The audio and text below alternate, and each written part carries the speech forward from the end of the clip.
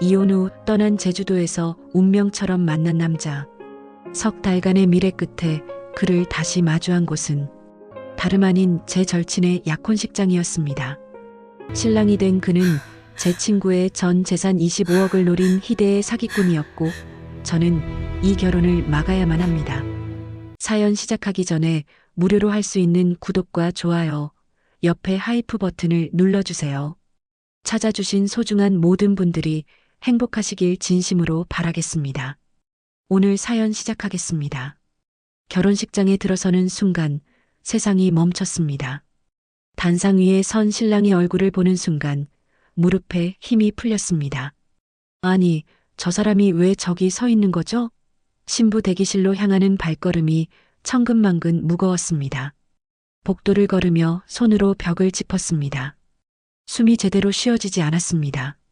석 달 전 제주도 호텔 침대에서 함께 아침을 맞았던 그 남자. 내 아파트 매매 상담을 해주겠다며 서울에서도 일주일에 2번씩 만나던 그 사람.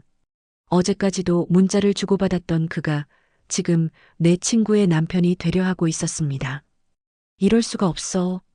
뭔가 착각한 거야. 하지만 아무리 눈을 비벼도 저 남자는 분명 태윤이었습니다.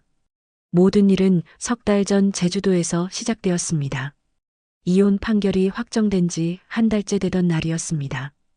20년을 함께 산 남자는 다른 여자와 새 출발을 한다고 했고 저는 위자료 12억과 텅 빈 아파트만 남았습니다.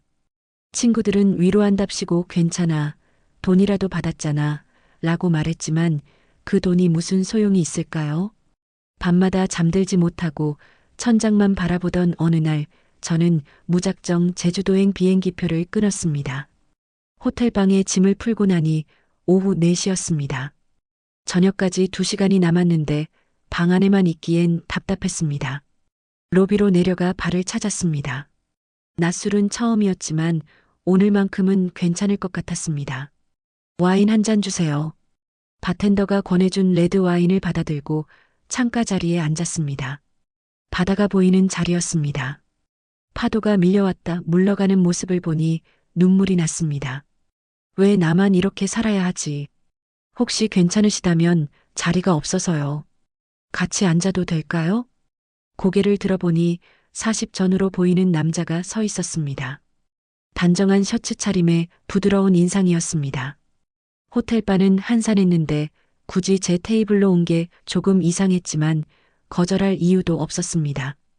네, 앉으세요. 남자는 자리에 앉더니 바텐더에게 위스키를 주문했습니다. 우리는 한동안 말없이 각자 잔을 기울였습니다. 이상하게 불편하지 않았습니다. 저도 혼자 왔어요. 일 때문에요. 남자가 먼저 말을 걸었습니다. 저는 그냥 쉬러 왔어요. 좋으시겠네요. 요즘 다들 힐링 여행 많이 오시던데. 대화는 자연스럽게 이어졌습니다. 남자는 부동산 컨설턴트라고 했습니다. 제주도 리조트 투자건으로 출장 왔다가 회의가 취소돼서 혼자 시간을 보내는 중이라고 했습니다. 저도 사실 부동산 때문에 고민이 있어요. 와인이 취기가 돌았는지 제가 먼저 말을 꺼냈습니다. 어떤 고민이신데요? 아파트를 팔아야 할지 말아야 할지 모르겠어요. 이혼하고 나니까 혼자 살기엔 너무 넓고 그렇다고 추억이 있는 집을 정리하자니 마음이 아프고요. 말하고 나니 부끄러웠습니다. 처음 만난 사람한테 무슨 이혼 얘기까지 하는 건지. 죄송해요.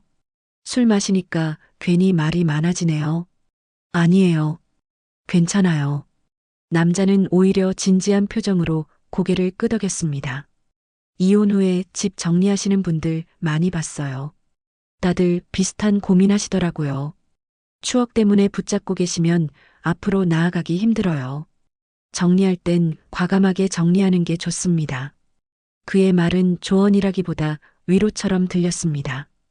그럼 어떻게 해야 할까요? 우선 집의 시세부터 정확히 아셔야 해요. 그 다음에 새로 구할 곳의 예산을 정하시고요. 제가 명함 드릴게요. 서울 돌아가시면 연락 주세요. 상담 무료로 해드릴게요. 남자는 지갑에서 명함을 꺼내 건넸습니다. 강태윤, 프리미엄 부동산 컨설팅. 감사합니다. 그런데 왜 이렇게 친절하세요? 손님 같아 보이지 않으셔서요. 뭔가 많이 힘들어 보이셨거든요. 그 말에 또 눈물이 났습니다. 20년을 함께 산 남편도 몰라줬던 제 마음을 이 낯선 남자는 단 1시간 만에 알아봤습니다. 그날 저녁, 우리는 함께 호텔 레스토랑에서 저녁을 먹었습니다. 태우는 이혼 이야기를 더 묻지 않았고 대신 제주도 여행지 추천을 해줬습니다. 와인을 한 병 더 시켰고 디저트까지 먹으니 밤 10시가 넘었습니다. 방까지 바래다 드릴게요. 술 드셔서 비틀거리시네요. 엘리베이터에서 내려 복도를 걸었습니다. 제 방 앞에 섰을 때 태윤이 물었습니다. 커피 한 잔 하실래요? 객실 커피 맛있더라고요. 알았습니다. 이게 무슨 의미인지. 하지만 거절하고 싶지 않았습니다. 20년 만에 처음으로 제가 선택하고 싶었습니다. 네, 좋아요. 그날 밤 우리는 말없이 서로를 안았습니다. 커튼 사이로 새어 들어오는 달빛이 태윤의 어깨를 비쳤습니다. 그의 손길은 조심스러웠고 저는 20년 결혼 생활에서 한 번도 느껴보지 못한 떨림을 느꼈습니다. 마치 파도가 밀려왔다 물러가듯 우리는 서로에게 밀려들었습니다. 아침에 눈을 떴을 때 태윤은 옆에 없었습니다. 베개 위에 쪽지 한 장이 놓여 있었습니다. 어젯밤 정말 좋았어요. 서울에서 꼭 연락 주세요. 태윤. 저는 쪽지를 가슴에 안았습니다. 서울로 돌아온 후 일주일을 망설였습니다. 하지만 결국 태윤에게 연락했습니다. 혜진 씨 연락 기다렸어요. 그의 목소리는 여전히 따뜻했습니다. 우리는 이태원의 한 카페에서 만났습니다. 태윤은 제 아파트 등기부등본을 확인하더니 꼼꼼하게 시세를 분석해줬습니다. 지금 팔면 16억 정도 받으실 수 있을 거예요. 위자료까지 합치면 28억이니까 강남에 작은 아파트 하나 사시고도 여유 있으시겠네요. 정말요? 네. 제가 좋은 매물 알아봐 드릴게요. 상담은 1시간 만에 끝났지만 우리는 저녁까지 함께 먹었습니다. 그리고 그 다음 주에도 만났습니다. 아파트 보러 간다는 핑계였지만 사실 그를 보고 싶었을 뿐이었습니다. 석 달이 흘렀습니다. 태윤은 일주일에 2번씩 저를 만나줬습니다. 아파트 상담을 해주다가 어느새 저녁 식사를 함께 하게 됐고 저녁을 먹다 보면 와인을 마시게 됐고 와인을 마시다 보면 손을 잡게 됐습니다. 하지만 이상한 점이 하나 있었습니다. 태윤은 절대 자기 이야기를 하지 않았습니다. 제 이야기는 끝없이 들어주면서도 본인 얘기만 나오면 슬쩍 화제를 돌렸습니다. 어느 날 밤 제가 물었습니다. 태윤 씨는 결혼 안 하세요? 나이도 40이 넘었잖아요. 아직 인연을 못 만났어요. 그럼 저는요? 우리 이렇게 만나는데. 태윤이 잠시 말을 멈췄습니다. 혜진 씨는 특별해요. 그런데 아직은 시간이 필요할 것 같아요. 혜진 씨도 이혼한 지 얼마 안 됐잖아요. 그 말이 맞았습니다. 저도 아직 준비가 안 됐다는 걸 알았습니다. 그렇게 우리는 애매한 관계를 이어갔습니다. 그러던 어느 날 친구 민지에게서 전화가 왔습니다. 혜진아, 나 결혼한다. 뭐? 진짜? 응. 한 달 전에 만났는데 너무 좋은 사람이야. 다음 주에 약혼식 하는데 꼭 와야 돼. 민지는 들뜬 목소리로 말했습니다. 저는 진심으로 축하했습니다. 축하해, 민지야. 근데 어떻게 만났어? 소개팅이야. 부동산 컨설턴트인데 정말 좋은 사람이야. 부동산 컨설턴트. 가슴이 철렁 내려앉았습니다. 이름이 뭔데? 강태윤. 왜? 핸드폰을 떨어뜨릴 뻔했습니다. 이럴 수가 없어. 설마 같은 사람일까? 아니야, 동명이인이겠지. 부동산 컨설턴트가 한둘이야? 하지만 가슴은 이미 알고 있었습니다. 그가 바로 그 사람이라는 것을. 약혼식장 입구에 섰을 때 다리가 떨렸습니다. 현수막에 적힌 글자가 눈에 들어왔습니다. 신랑 강태윤, 신부 박민지. 아직도 믿기지 않았습니다. 설마 동명이인이겠지. 세상이 이렇게 좁을 리 없어. 하지만 가슴은 이미 알고 있었습니다. 로비로 들어서자 민지가 달려왔습니다. 혜진아, 왔어? 어머, 선물까지 준비해 왔어? 민지는 분홍빛 원피스를 입고 있었습니다. 행복해 보였습니다. 제 친구가 이렇게 환하게 웃는 모습은 정말 오랜만이었습니다. 민지도 이혼 경험이 있었거든요. 3년 전 남편의 외도로 이혼하고 혼자 살았습니다. 축하해, 민지야. 정말 잘 됐다. 제 목소리가 떨렸지만 민지는 눈치채지 못했습니다. 고마워. 있잖아, 태윤 오빠가 정말 좋은 사람이야. 나한테 완전 잘해줘. 처음엔 소개팅이라 기대 안 했는데 첫 만남부터 느낌이 왔어. 민지가 손을 잡으며 말했습니다. 언니도 곧 좋은 사람 만날 거야. 내가 태윤 오빠 친구들 중에 괜찮은 사람 있으면 소개시켜 줄게. 제 손이 차갑게 식어가는 게 느껴졌습니다. 근데 약혼자분은 어디 계셔? 인사드려야지. 아, 저기 계셔. 오빠, 잠깐 이리 와봐. 민지가 손을 흔들었습니다. 멀리서 정장을 입은 남자가 걸어왔습니다. 점점 가까워지는 그 모습을 보는 순간 숨이 멎었습니다. 강태윤이었습니다. 그도 저를 봤습니다. 순간 그의 걸음이 멈칫했습니다. 하지만 이내 아무렇지 않은 표정으로 다가왔습니다. 안녕하세요. 강태윤입니다. 그가 손을 내밀었습니다. 저는 그 손을 잡을 수 없었습니다. 석 달 전 제 허리를 감았던 그 손, 제 머리칼을 쓸어 넘기던 그 손을 지금 악수로 맞잡아야 한다는 게 너무나 끔찍했습니다. 혜진 언니, 왜 그래? 인사해. 민지가 제 팔을 툭 쳤습니다. 아, 네. 강혜진입니다. 겨우 손을 내밀었습니다. 태윤의 손은 차갑고 단단했습니다. 악수하는 순간 그의 눈빛을 봤습니다. 경고하듯 날카로웠습니다. 입 다물라는 뜻이었습니다. 민지한테 얘기 많이 들었어요. 친한 친구시라면서요? 태윤이 웃으며 말했습니다. 네, 대학 때부터 알았어요. 그렇군요. 잘 부탁드립니다. 태윤은 그렇게 말하고는 민지의 손을 잡았습니다. 자기야, 손님들 오시는데 우리 저쪽에서 맞이해야 해. 아, 그래. 혜진아, 미안. 나 좀 가봐야 할 것 같아. 조금 있다 봐. 민지가 태윤과 함께 사라졌습니다. 저는 그 자리에 서서 한참을 움직이지 못했습니다. 식장 안으로 들어갔습니다.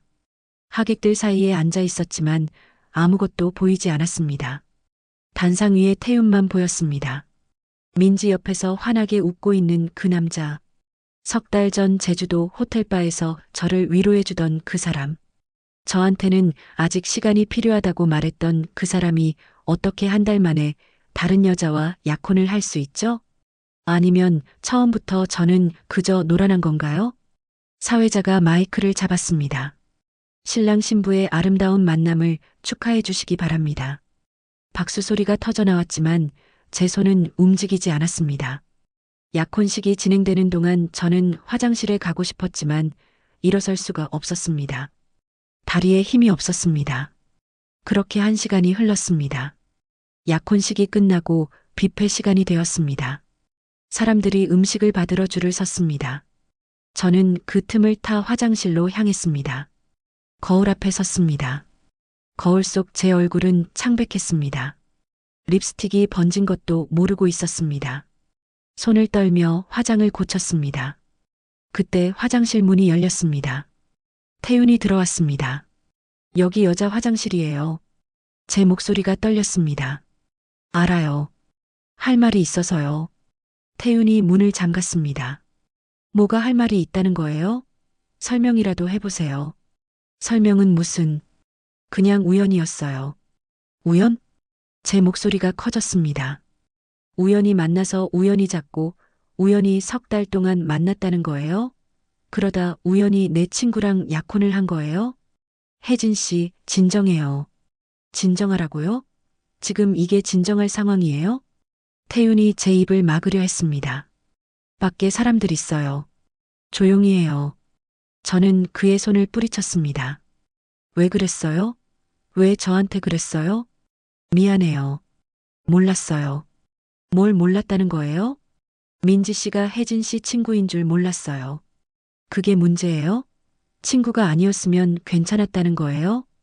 태윤이 한숨을 쉬었습니다. 혜진 씨, 우리 관계는 처음부터 그런 거였잖아요. 우연히 만나서 좋은 시간 보내고 끝나는 거. 그 말에 가슴이 찢어지는 것 같았습니다. 저는 진심이었어요.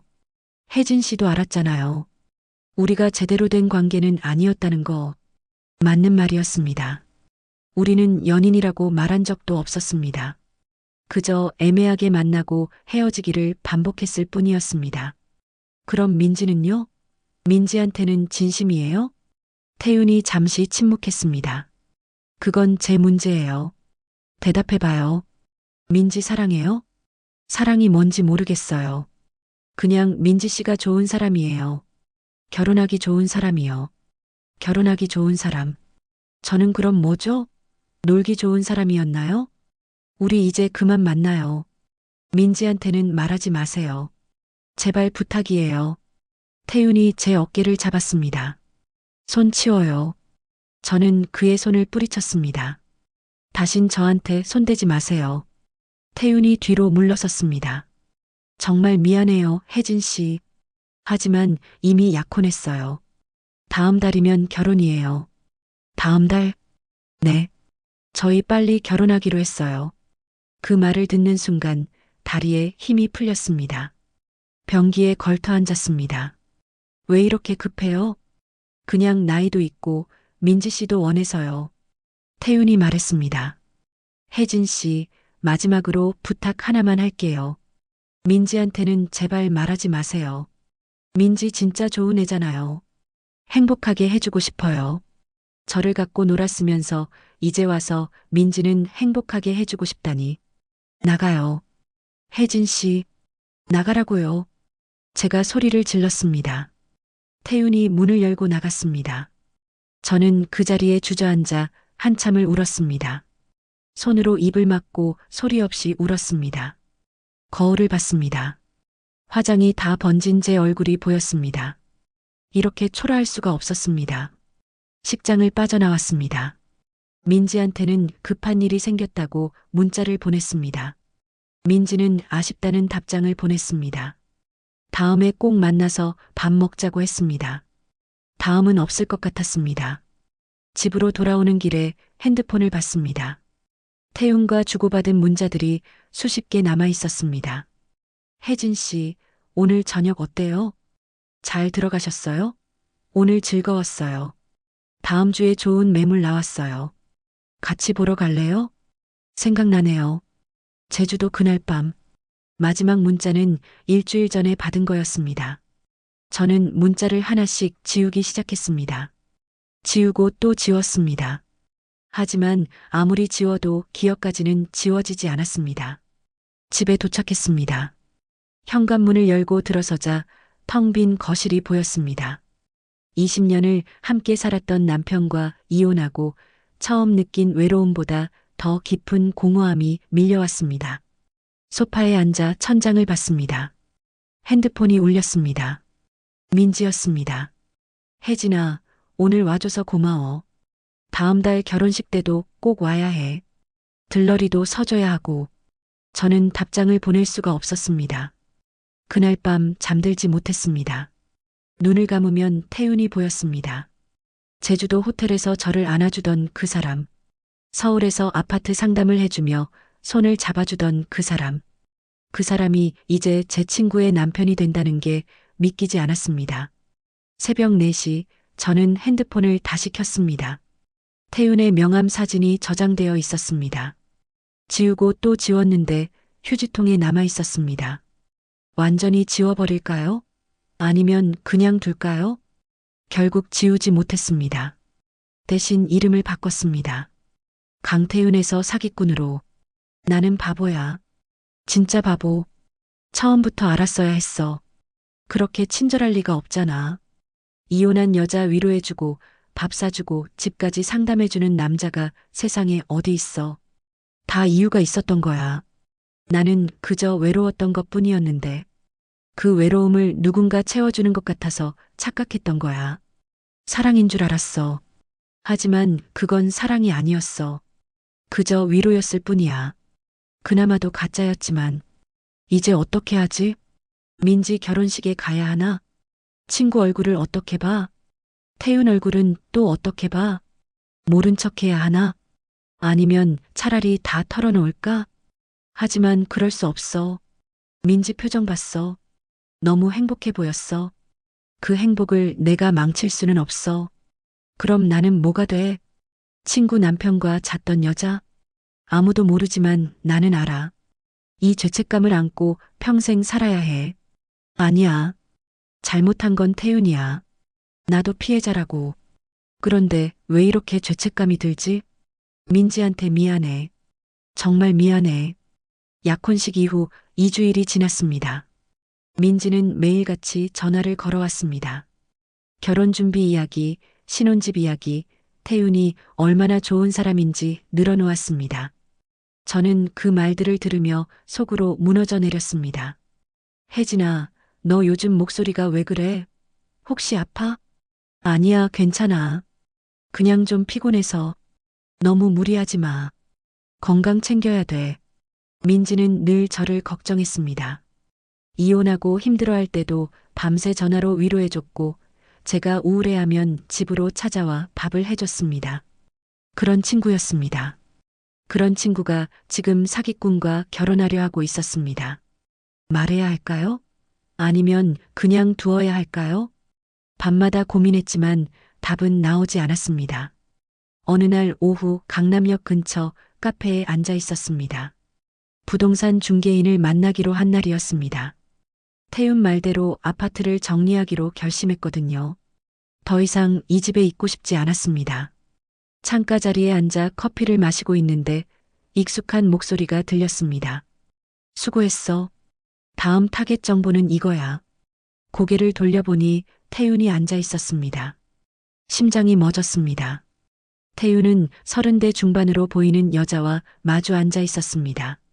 여자는 서류 뭉치를 태윤에게 건넸습니다. 이번 타겟은 48.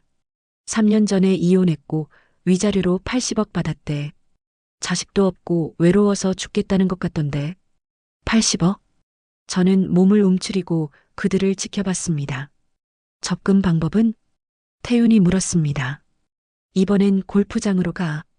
매주 토요일 오전에 레슨 받는데. 강사 코스프레 어때? 괜찮네. 근데 이번 거는 좀 천천히 가야겠어. 지난번처럼 급하게 하다간 의심받아. 지난번. 그게 저를 말하는 건가요? 알았어. 그럼 석 달 코스로 잡을게. 근데 오빠, 민지 거는 어떻게 돼가? 다음 달 결혼이야. 집도 다 팔았고 통장도 정리했어. 결혼하면 바로 사업 자금 명목으로 빼돌릴 거야. 얼마나 나와? 25억 정도. 여자가 휘파람을 불었습니다. 대박. 역시 오빠야. 근데 결혼은 진짜 해? 당연히 해야지. 안 하면 의심하잖아. 석 달 정도 같이 살다가 사업 실패했다고 하면서 이혼하면 돼. 사업 실패는 매번 쓰는 수법 아니야? 먹히니까 쓰는 거지. 40 넘은 이혼녀들은 외로움 때문에 판단력이 흐려져. 돈보다 사람이 그리운 시기거든. 제 손이 떨렸습니다. 컵을 떨어뜨릴 뻔했습니다. 그나저나 형님은 언제 와? 곧 온대. 다음 건 같이 상의해야 해서. 형님? 태윤 위에 누가 또 있다는 건가요? 저는 자리에서 일어났습니다. 화장실로 가는 척하며 그들 옆을 지나쳤습니다. 태윤은 저를 못 봤습니다. 서류에 집중하고 있었거든요. 화장실에 들어가 변기에 앉았습니다. 손이 떨려서 핸드폰을 제대로 잡을 수가 없었습니다. 녹음을 했어야 했는데. 하지만 이미 늦었습니다. 화장실 문이 열렸습니다. 아까 그 여자였습니다. 저는 숨을 죽였습니다. 여자가 전화를 걸었습니다. 형님, 저 수진이에요. 네, 카페에서 태윤 오빠랑 있어요. 네, 다음 타겟 정보 넘겼어요. 응, 80억짜리. 잠시 침묵이 흘렀습니다. 근데 형님, 요즘 경찰 수사가 좀 심해졌다던데 괜찮을까요? 작년에 고소당한 거는 어떻게 됐어요? 작년에 고소당했다고? 아, 합의했어요? 다행이다. 그래도 조심해야 할 것 같아요. 요즘은 이혼녀들도 똑똑해져서 쉽게 안 넘어가더라고요. 여자가 화장실 밖으로 나갔습니다. 저는 그 자리에서 한참을 움직이지 못했습니다. 사기꾼. 태유는 진짜 사기꾼이었습니다. 그리고 민지는 다음 희생자였습니다. 카페를 빠져나왔습니다. 부동산 중개인과의 약속은 취소했습니다. 지금은 그런 게 중요하지 않았습니다. 집으로 돌아와 컴퓨터를 켰습니다. 검색창에 입력했습니다. 강태훈 사기. 하지만 아무것도 나오지 않았습니다. 결혼 사기로 검색 범위를 넓혔습니다. 수십 개의 기사가 쏟아졌습니다. 이혼한 여성들을 노린 결혼 사기범들. 위자료를 노리고 접근해 결혼 후 재산을 빼돌리고 사라지는 수법. 바로 태윤이 하려는 것이었습니다. 민지한테 전화를 걸었습니다. 여보세요? 혜진아? 민지야, 지금 어디야? 집에 있어. 왜? 혹시 집 팔았다며? 진짜 다 정리한 거야? 응. 태윤 오빠가 사업 확장한다고 해서 보태주기로 했어. 왜? 혹시 문제 있어? 제 가슴이 철렁 내려앉았습니다. 민지야, 태윤이 말이야. 말을 이어야 했습니다. 지금 말하지 않으면 민지는 모든 걸 잃게 됩니다. 하지만 입이 떨어지지 않았습니다. 만약 제가 말한다면? 혜진아, 너 질투하는 거 아니야? 내가 먼저 태윤이랑 잤으면서 이제 와서 사기꾼이라고? 민지가 그렇게 말할까봐 두려웠습니다. 태윤이가 왜? 아니야. 그냥 사업이 뭔지 궁금해서. 부동산 컨설팅 쪽인데 요즘 잘 되나 봐. 투자자들도 많이 붙었대. 투자자들, 또 다른 피해자들이겠죠. 민지야, 조심해. 요즘 사기꾼들 많다잖아. 무슨 소리야? 태윤 오빠 사기꾼 아니야. 너무 걱정하지 마. 민지는 웃으며 말했습니다. 전화를 끊고 나서 한참을 멍하니 앉아 있었습니다. 어떻게 해야 할까요? 경찰에 신고할까요? 하지만 증거가 없습니다. 카페에서 들은 대화만으로는 부족합니다. 민지한테 말할까요? 하지만 믿어주지 않을 겁니다. 그냥 둘까요? 아니, 그럴 수는 없습니다. 결혼식 일주일 전이었습니다. 민지에게서 전화가 왔습니다. 혜진아, 미안한데 결혼식 전날 리허설 하거든. 들러리들이랑 같이 와줄 수 있어? 리허설? 응. 식순 연습하는 거. 저녁 6시까지 웨딩홀로 와줘. 거절할 수 없었습니다. 리허설 당일 웨딩홀에 도착했습니다. 민지와 다른 들러리 2명이 먼저 와 있었습니다. 혜진아, 왔어? 저기 신랑 쪽 대기실에서 태윤 오빠가 친구들이랑 있어. 인사하고 올래? 아니야, 괜찮아. 에이, 왜? 얼굴이라도 익혀두면 좋잖아. 민지가 제 손을 잡아 끌었습니다. 신랑 대기실로 가는 복도. 문 앞에 섰을 때 안에서 목소리가 들렸습니다. 형, 이번에 몇 번째야? 7번째. 태윤의 목소리였습니다. 와, 대단하다. 그럼 이번에 얼마나 챙겨? 25억. 그 정도면 한 2년은 놀 수 있지. 웃음소리가 터져 나왔습니다. 근데 형, 이번 여자는 좀 괜찮아 보이던데. 진짜 이혼할 거야? 당연하지. 석 달만 참으면 돼. 제 몸이 얼어붙었습니다. 민지도 들었을까요? 뒤를 돌아보니 민지는 몇 발짝 뒤에서 화장을 고치고 있었습니다. 다행히 못 들은 것 같았습니다. 혜진아, 왜 그래? 들어가자. 아, 민지야. 나 잠깐 화장실 좀. 그래, 다녀와. 저는 화장실로 뛰어갔습니다. 심장이 터질 것 같았습니다. 7번째. 태윤에게 민지는 7번째 희생자였습니다. 그리고 저는 몇 번째였을까요? 휴지통에 토할 것 같았습니다. 진정하자. 진정해야 해. 증거가 필요해. 저는 핸드폰을 꺼내 녹음 앱을 켰습니다. 다시 신랑 대기실 앞으로 갔습니다. 문틈에 핸드폰을 대고 녹음을 시작했습니다. 형, 그나저나 요즘 경찰 조사는 어떻게 됐어? 합의금 좀 주고 무마했어. 그래도 조심해야 해. 요즘 애들 똑똑해져서 쉽게 안 넘어가더라. 그러게. 작년에 고소당한 건도 위험했잖아. 그건 운이 좋았지. 증거가 부족해서 무혐의로 나왔어. 웃음소리. 저는 최대한 많이 녹음했습니다. 5분 정도 지났을 때 발소리가 들렸습니다. 민지였습니다. 혜진아, 거기서 뭐해? 순간 당황했습니다. 아, 태윤 씨한테 인사하려고. 그럼 들어가지 그래. 왜 밖에서 서 있어? 민지가 문을 열려고 했습니다. 저는 민지의 손을 잡았습니다. 민지야, 지금 말이야. 왜? 무슨 일 있어? 말해야 할까요? 지금 이 순간 녹음 파일을 들려주고 모든 걸 말한다면? 하지만 그럴 수 없었습니다. 결혼식 일주일 전입니다. 하객들 초대장도 다 돌렸고 신혼집도 계약했습니다. 지금 말하면 민지는 무너질 겁니다. 그리고 저도 설명해야 합니다. 태윤과의 관계를. 아니야. 그냥 내가 너무 행복해 보여서. 뭐야, 감동적인 거 하려고. 그런 건 결혼식 날 해. 민지가 웃었습니다. 저는 억지로 웃으며 고개를 끄덕였습니다. 리허설이 끝나고 집으로 돌아왔습니다. 녹음 파일을 수십 번 들었습니다. 증거는 확보했습니다. 이제 어떻게 할까요? 경찰에 신고할까요? 아니면 민지한테 말할까요? 밤새 고민했습니다. 그리고 결심했습니다. 혼자서는 안 됩니다. 전문가의 도움이 필요합니다. 다음 날 아침 저는 사립탐정사무소를 찾아갔습니다. 안녕하세요. 사람 뒷조사 부탁드리고 싶어서요. 50대 탐정이 저를 맞았습니다. 어떤 분이신가요? 제 친구 약혼자예요. 결혼 사기꾼 같은데 확실한 증거가 필요해서요. 탐정이 고개를 끄덕였습니다. 이름이 어떻게 되시죠? 강태윤이요. 탐정의 얼굴이 굳어졌습니다. 강태윤이요? 네. 혹시 아세요? 저희 사무소에서 작년에 조사한 적 있어요.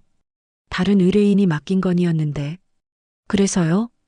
결혼 사기 전과자예요. 지난 5년간 6명을 상대로 사기를 쳤어요. 총 피해액이 100억이 넘습니다. 100억? 그런데 왜 감옥에 안 갔어요? 합의를 했거든요. 피해자들한테 일부 돌려주고 고소를 취하하게 했어요. 그럼 지금도 같은 짓을 하고 있다는 거잖아요. 네. 근데 증거를 잡기가 쉽지 않아요. 이 사람 수법이 아주 교묘해요. 탐정이 파일을 꺼냈습니다. 이게 작년에 조사한 자료예요. 참고하세요. 파일을 받아들고 한 장 한 장 넘겼습니다. 피해자들의 진술서, 통장 거래 내역, 문자 메시지. 모두 저와 비슷한 사연이었습니다. 이혼한 여자, 외로움, 우연한 만남, 친절한 상담, 급속도로 가까워지는 관계, 결혼, 그리고 사기. 패턴이 똑같았습니다. 의뢰하시겠어요? 네. 일주일 안에 확실한 증거를 잡아주세요. 친구 결혼식이 일주일 후에요. 최선을 다하겠습니다. 일주일이 흘렀습니다. 결혼식 전날 탐정에게서 연락이 왔습니다. 증거 확보했습니다. 지금 만날 수 있으세요? 카페에서 만났습니다. 탐정이 봉투를 건넸습니다. 강태윤의 본명은 김동욱이에요. 10년 전부터 이름을 바꿔가며 결혼 사기를 쳐왔어요. 총 피해자가 15명, 총 피해액이 200억이 넘습니다. 15명. 그리고 조직이 있어요. 형이라고 부르는 사람이 총책이고 수진이라는 여자는 정보 수집책이에요. 셋이서 역할을 나눠서 움직여요. 어떻게 해야 할까요? 경찰에 신고하셔야 해요. 이 정도 증거면 구속 가능합니다. 결혼식 전에요? 네. 결혼하면 재산 빼돌리는 건 시간 문제예요. 저는 봉투를 꼭 쥐었습니다. 결혼식은 내일입니다. 민지한테 말할까요?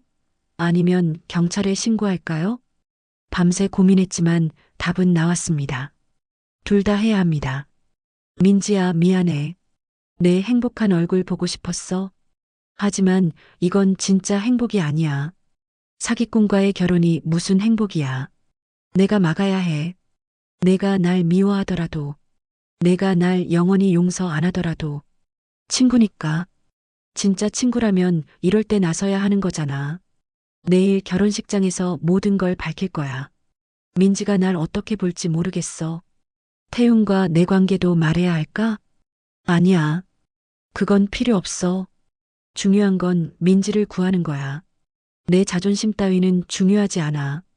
내일이면 모든 게 끝나.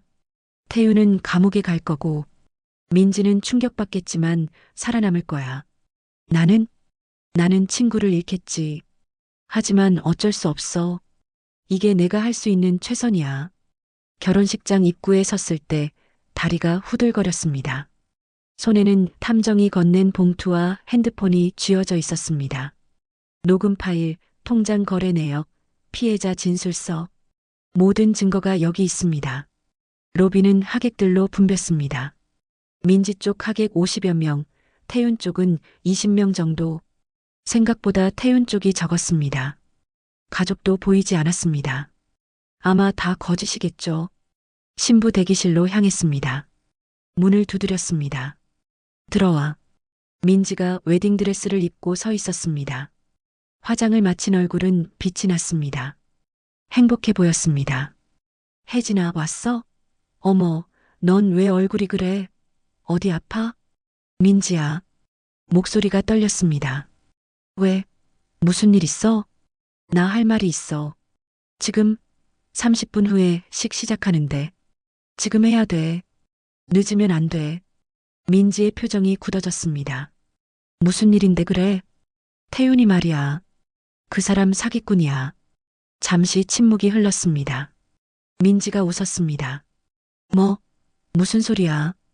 혹시 너 아직도 태윤이 때문에 기분 안 좋은 거야? 아니야. 진짜야. 내가 조사했어. 봉투를 꺼냈습니다. 이거 봐. 태윤이는 지난 10년간 15명한테 사기를 쳤어. 총 피해액이 200억이 넘어. 민지가 봉투를 받아들지 않았습니다. 혜진아, 너 지금 뭐 하는 거야? 내 결혼식 날 무슨 장난이야? 장난 아니야. 진짜라고. 민지야, 내가 집 팔았잖아. 그 돈 다 빼돌릴 거야. 그만해. 민지의 목소리가 차갑게 변했습니다. 너 진짜 너무한다. 질투하는 건 알겠는데 이건 아니잖아. 질투? 그래. 넌 이혼하고 혼자잖아. 나는 재혼하니까 배 아픈 거지? 솔직히 말해봐. 가슴이 찢어지는 것 같았습니다. 민지야, 내가 왜 너한테 거짓말을 해? 난 내 친구잖아. 친구가 이래? 결혼식 날 신랑 욕하는 게 친구야? 내가 증거를 보여줄게. 이거 봐. 태윤이가 다른 여자랑 만나서 한 얘기야. 핸드폰을 꺼내 녹음 파일을 재생했습니다. 이번 타겟은 48. 위자료로 80억 받았대. 민지가 핸드폰을 쳐냈습니다. 그만하라고. 핸드폰이 바닥에 떨어졌습니다. 나가. 당장 나가. 민지야, 제발 들어봐. 난 정말 나가라고. 너 때문에 내 결혼식 망치고 싶지 않아. 민지가 소리를 질렀습니다. 다른 들러리들이 당황한 표정으로 저를 쳐다봤습니다. 저는 핸드폰을 주워들고 대기실을 나왔습니다. 식장 안으로 들어갔습니다. 하객들이 자리를 채우고 있었습니다. 신랑 입장 음악이 곧 시작될 것 같았습니다. 저는 맨 뒷자리에 앉았습니다. 어떻게 해야 할까요? 민지는 제 말을 믿지 않았습니다. 친구라고 생각했는데 질투한다고 오해했습니다. 그냥 포기할까요? 아니요. 포기할 수 없습니다. 민지가 날 미워하더라도 막아야 합니다. 음악이 흘러나왔습니다. 신랑 입장 음악이었습니다. 태윤이 단상으로 걸어 올라갔습니다. 턱시도를 입은 모습이 근사해 보였습니다. 하객들이 박수를 쳤습니다. 태윤이 단상에 섰습니다. 미소를 지었습니다. 그 미소가 너무나 역겨웠습니다. 신부 입장 음악이 시작되었습니다. 민지가 문 앞에 섰습니다. 아버지 팔을 잡고 천천히 걸어왔습니다. 하객들이 일어났습니다. 저도 일어났습니다. 민지가 점점 가까워졌습니다. 태윤을 향해 걸어가고 있었습니다. 사기꾼에게로. 안 돼. 막아야 해. 민지가 단상 계단을 올랐습니다. 태윤이 손을 내밀었습니다. 민지가 그 손을 잡으려는 순간 저는 소리쳤습니다. 잠깐만요. 식장이 조용해졌습니다. 모든 사람이 저를 돌아봤습니다. 민지도 태윤도 하객들도. 저 여자 누구야? 왜 저래? 수군거리는 소리가 들렸습니다. 혜진아, 너 지금 뭐 하는 거야? 민지가 당황한 표정으로 물었습니다. 저는 앞으로 걸어 나갔습니다. 여러분, 죄송합니다. 하지만 이 결혼식은 진행되면 안 됩니다. 뭐야, 이 여자? 미친 거 아니야? 하객들이 웅성거렸습니다.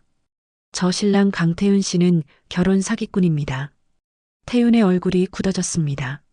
여러분, 저 여자 말 듣지 마세요. 정신이 좀 이상한 사람이에요. 태윤이 웃으며 말했습니다. 이상한 사람은 당신이에요. 강태윤 아니 김동욱 씨. 본명은 김동욱이죠? 태윤의 미소가 사라졌습니다. 지난 10년간 15명의 여성을 상대로 결혼 사기를 쳤어요. 총 피해액이 200억이 넘습니다. 헛소리 하지 마. 태윤이 소리쳤습니다. 헛소리가 아니에요. 여기 증거 있어요. 봉투를 꺼냈습니다. 피해자 진술서, 통장 거래 내역, 그리고 당신이 공범들과 나눈 대화 녹음까지 다 있어요. 하객들이 술렁이기 시작했습니다. 그리고 민지 씨, 당신이 집 팔아서 만든 25억. 그 돈 사업 자금이 아니라 태윤이가 빼돌릴 돈이에요. 민지의 얼굴이 창백해졌습니다. 결혼하고 석 달만 살다가 사업 실패했다고 이혼할 계획이었어요. 당신은 7번째 희생자예요. 거짓말이야. 태윤 오빠, 그렇지? 거짓말이라고 말해봐. 민지가 태윤을 돌아봤습니다. 태윤은 대답하지 않았습니다. 그저 굳은 표정으로 저를 노려볼 뿐이었습니다. 오빠, 제발. 아니라고 해줘. 민지의 목소리가 떨렸습니다. 민지 씨, 미안해요. 하지만 사실이에요. 제가 말했습니다. 나는 이 여자가 누군지도 몰라. 민지야, 저 여자 말 믿지 마. 태윤이 애써 침착하게 말했습니다. 정말요? 그럼 이건 뭐죠? 핸드폰을 꺼내 녹음 파일을 재생했습니다. 형, 이번에 몇 번째야? 7번째. 그럼 이번에 얼마나 챙겨? 25억. 그 정도면 한 2년은 놀 수 있지. 태윤의 목소리가 식장에 울려 퍼졌습니다. 하객들이 술렁거렸습니다. 세상에 진짜였어. 결혼 사기꾼이래. 민지 언니 어떡해. 민지가 주저앉았습니다. 웨딩드레스가 바닥에 퍼졌습니다. 오빠, 이게 뭐야? 설명해봐. 민지야, 그게. 태윤이 말을 잇지 못했습니다. 그때 식장 뒤쪽 문이 열렸습니다. 경찰이 들어왔습니다. 김동욱 씨 맞습니까? 사기 혐의로 체포합니다. 태윤이 뒤로 물러섰습니다. 잠깐만요. 오해예요. 오해가 아닙니다. 여러 피해자들의 고소장이 접수됐어요. 함께 가시죠. 경찰이 태윤에게 수갑을 채웠습니다. 식장이 아비규환이 되었습니다. 세상에, 결혼식에서 체포라니. 저 신부 정말 불쌍하다. 하객들이 웅성거렸습니다. 태윤이 끌려가면서 저를 돌아봤습니다.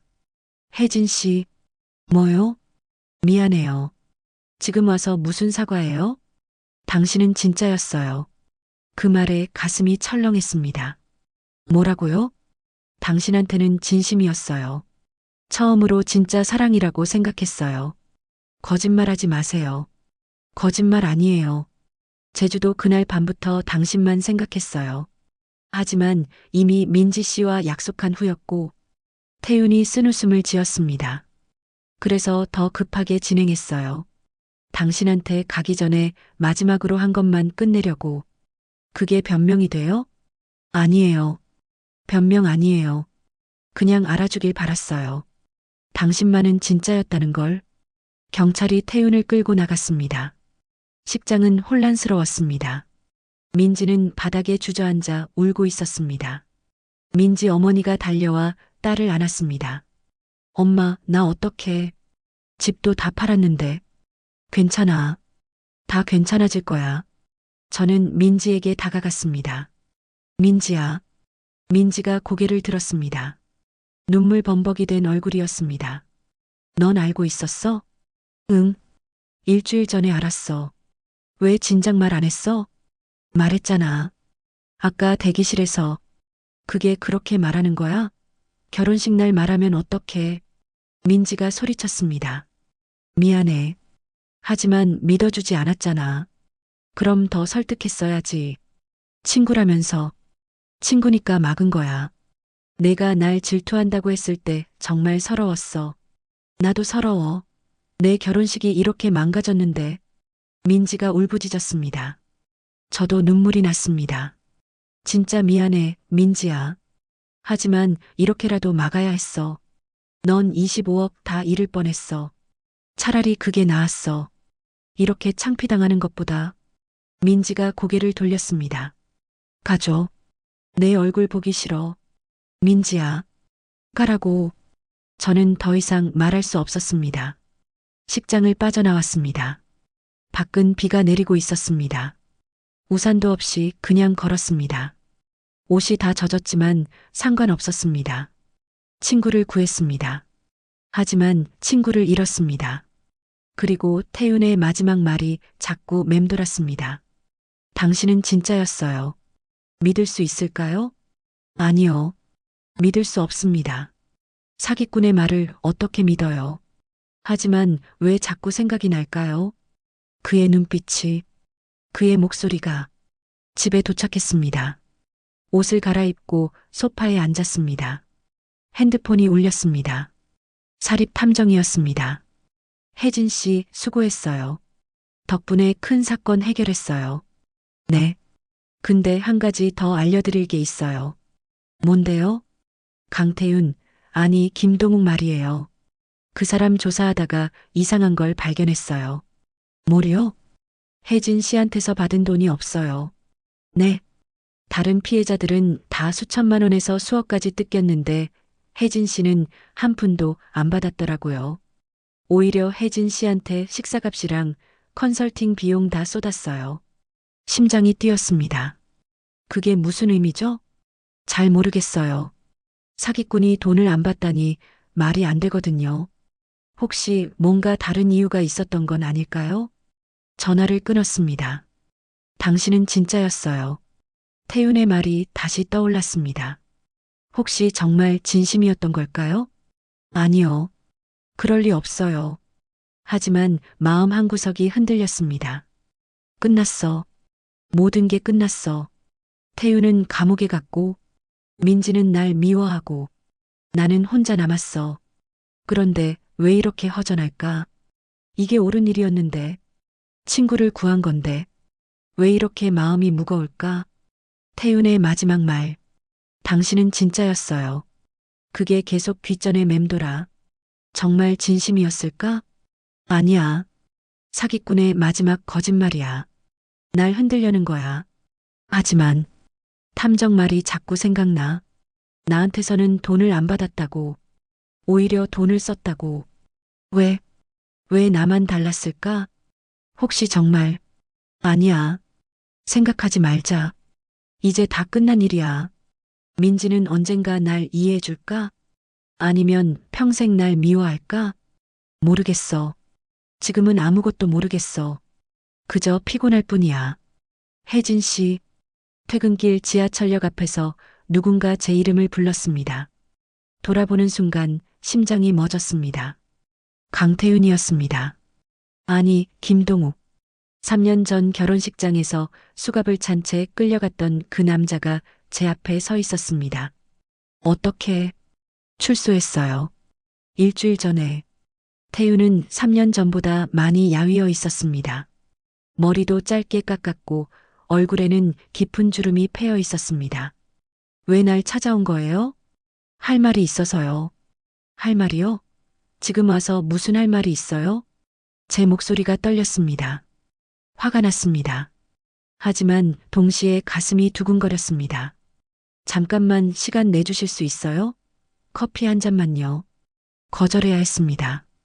이 남자는 사기꾼이었습니다. 제 친구를 속였고 수십 명의 여자들을 울렸습니다. 하지만 제 입에서 나온 말은 달랐습니다. 딱 30분 근처 카페에 앉았습니다. 태유는 아메리카노를 주문했고 저는 아무것도 시키지 않았습니다. 먼저 사과부터 할게요. 정말 미안했어요. 이제 와서 사과가 무슨 소용이에요? 소용없는 거 알아요. 하지만 하고 싶었어요. 태윤이 커피잔을 양손으로 감쌌습니다. 손이 떨리는 게 보였습니다. 감옥에서 3년 동안 매일매일 생각했어요. 내가 얼마나 나쁜 짓을 했는지, 얼마나 많은 사람들을 아프게 했는지. 당연한 거 아니에요? 맞아요. 당연해요. 근데 그 중에서 가장 후회되는 게 혜진 씨예요. 제 가슴이 철렁했습니다. 왜요? 나한테서 돈을 못 뜯어서요? 아니요. 태윤이 고개를 들어 저를 똑바로 봤습니다. 결혼식장에서 마지막으로 한 말 기억하세요? 당신은 진짜였다고. 기억해요. 사기꾼의 마지막 거짓말이겠죠. 거짓말 아니었어요. 태윤의 목소리가 간절했습니다. 혜진 씨, 저는 10년 동안 수십 명의 여자를 속였어요. 그동안 한 번도 진심이었던 적 없어요. 그저 돈이 목적이었을 뿐이죠. 근데 혜진 씨는 달랐어요. 무슨 소리예요? 제주도에서 처음 만났을 때부터 뭔가 달랐어요.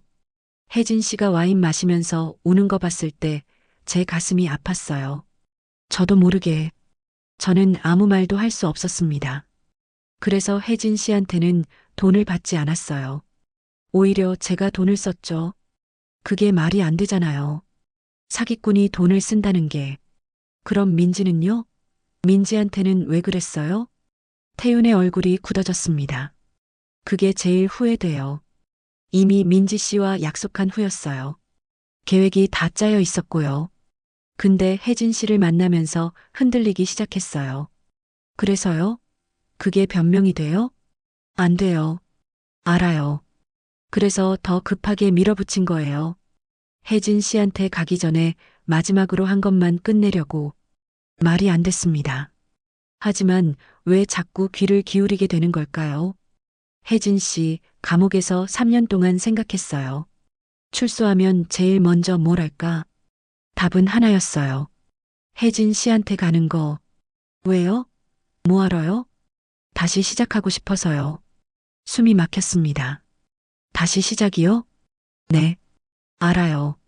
제가 무슨 자격으로 이런 말을 하는지. 하지만 진심이에요. 저 이제 달라졌어요. 달라졌다고요? 사람이 3년 만에 달라져요? 아니요. 쉽지 않아요. 지금도 매일 싸워요. 나쁜 생각이 들 때마다. 태윤이 주머니에서 뭔가를 꺼냈습니다. 교도소 출소 증명서였습니다. 이거 보세요. 모범수로 일찍 나왔어요. 그리고 이것도 또 다른 서류를 꺼냈습니다. 편의점 알바 합격 통지서예요.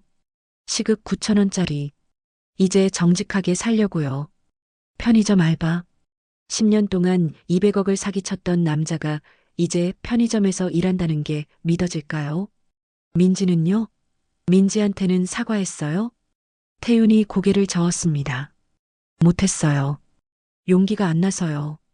비겁하네요. 맞아요. 저 비겁해요. 그래서 혜진 씨한테 먼저 온 거예요. 용기를 얻으려고. 제가 왜 당신한테 용기를 줘야 하는데요? 줄 필요 없어요. 그냥 제 말만 들어주세요. 태윤이 제 손을 잡으려 했습니다. 저는 손을 뺐습니다. 손대지 마세요. 미안해요. 침묵이 흘렀습니다. 혜진 씨, 저 정말 달라지고 싶어요. 그리고 그 시작이 혜진 씨였으면 좋겠어요. 왜 하필 저예요? 혜진 씨가 유일하게 진짜였으니까요. 제 인생에서 단 한 번뿐인 눈물이 날 것 같았습니다. 하지만 참았습니다. 생각해 볼게요. 정말요? 생각만 해본다고 했어요. 대답은 못해요. 태윤의 얼굴이 환해졌습니다. 감사합니다. 정말 감사해요. 가세요. 시간 다 됐어요. 일어서려는데 태윤이 명함을 건넸습니다. 제 새 번호예요. 언제든지 연락 주세요. 기다릴게요. 명함에는 핸드폰 번호만 적혀 있었습니다. 이름도 회사명도 없었습니다. 집으로 돌아오는 길 머릿속이 복잡했습니다. 태윤의 말이 진심일까요? 아니면 또 다른 사기일까요? 하지만 그의 눈빛이 자꾸 떠올랐습니다. 3년 전 결혼식장에서 봤던 눈빛과는 달랐습니다. 현관문을 열고 들어갔습니다. 텅 빈 아파트였습니다. 3년 전 그대로였습니다. 민지와는 연락이 끊어졌습니다. 결혼식 이후 한 번도 통화하지 않았습니다. 문자도 보내지 않았습니다. 어쩌면 평생 만나지 못할지도 모릅니다. 그게 제일 슬펐습니다. 소파에 앉아 태윤의 명함을 봤습니다. 전화해야 할까요? 아니면 버려야 할까요? 핸드폰이 울렸습니다. 낯선 번호였습니다. 여보세요? 혜진 언니? 심장이 멎었습니다. 민지야? 응, 나야. 3년 만에 듣는 민지의 목소리였습니다. 어떻게? 오늘 태윤이 출소했다는 소식 들었어. 혹시 너한테 연락 갔을까봐. 어떻게 알았어? 피해자들끼리 모임이 있거든. 거기서 소식 들었어. 그렇구나. 혜진아, 그 사람 만났어? 거짓말할 수 없었습니다. 응, 오늘 만났어. 뭐래? 미안하다고. 그리고 달라졌다고. 민지가 한숨을 쉬었습니다. 혜진아, 조심해. 응? 그 사람 말 믿지 마. 사기꾼은 안 변해. 알아. 정말 알아? 너 또 흔들리는 거 아니야? 민지는 저를 너무 잘 알았습니다. 모르겠어. 솔직히. 혜진아, 난 내가 행복했으면 좋겠어. 진심으로. 근데 그 사람이랑은 안 돼. 민지야, 넌 날 용서한 거야? 용서? 결혼식 때 나보고 가라고 했잖아. 민지가 웃었습니다. 하지만 슬픈 웃음이었습니다. 바보야. 화났던 거지 미워한 건 아니야. 넌 날 구해줬잖아. 눈물이 났습니다. 고마워, 민지야. 그러니까 제발 조심해. 다시 다치지 마. 알았어. 전화를 끊었습니다. 민지의 목소리를 듣고 나니 마음이 조금 정리됐습니다. 태윤의 명함을 받습니다. 찢어야 할까요? 아니면 보관해야 할까요? 결정할 수 없었습니다. 일주일이 지났습니다. 태윤에게 연락하지 않았습니다. 하지만 매일 명함을 받습니다. 손에 쥐고 한참 바라보다가 다시 지갑에 넣었습니다. 퇴근길에 편의점에 들렀습니다. 물을 사려고 냉장고 앞에 섰는데 익숙한 목소리가 들렸습니다. 어서 오세요. 돌아보니 태윤이 카운터에 서 있었습니다.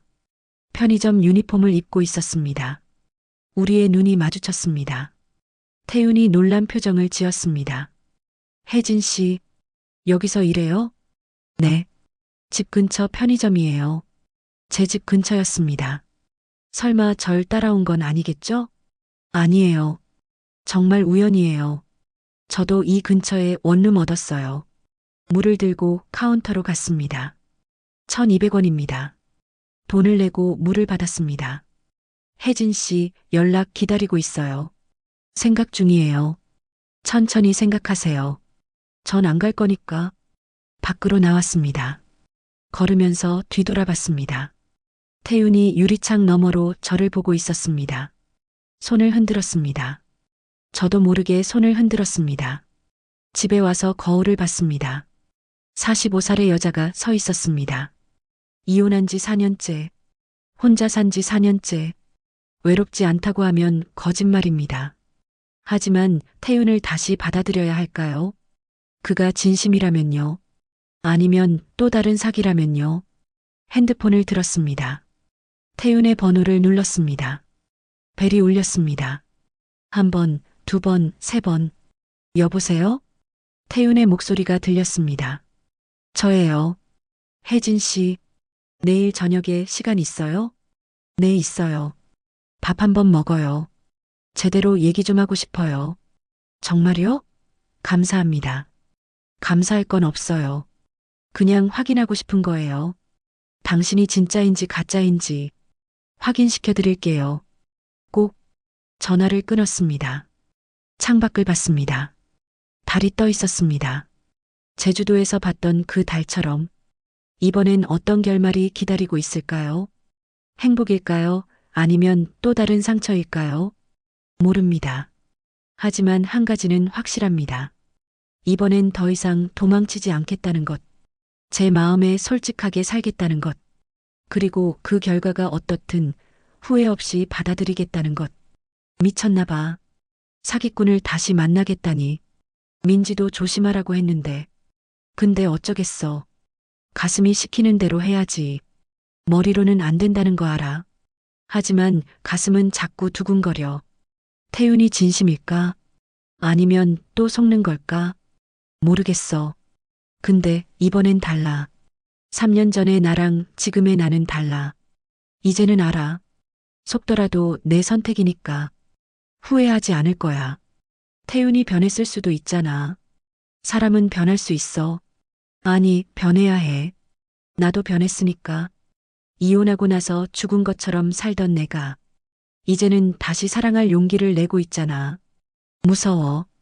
또 다칠까봐. 근데 안 하면 평생 궁금할 것 같아. 혹시 그때 태윤을 다시 만났다면 어땠을까? 그 후회를 안고 살 순 없어. 그러니까 해보는 거야. 마지막으로 한 번만. 이번에도 거짓말이면 그땐 정말 포기할 거야. 근데 진짜라면, 진짜로 태윤이 변했다면 우리 다시 시작할 수 있을까? 내일이면 알게 되겠지. 두렵지만 기대돼. 이게 바로 살아있다는 증거겠지. 오늘 이야기를 끝까지 들어주셔서 감사합니다. 어디에서 이야기를 듣고 계신지 댓글로 남겨주시면 한 분 한 분 반갑게 인사드리겠습니다. 오늘도 행복하시고 건강한 하루 되시길 진심으로 바라겠습니다.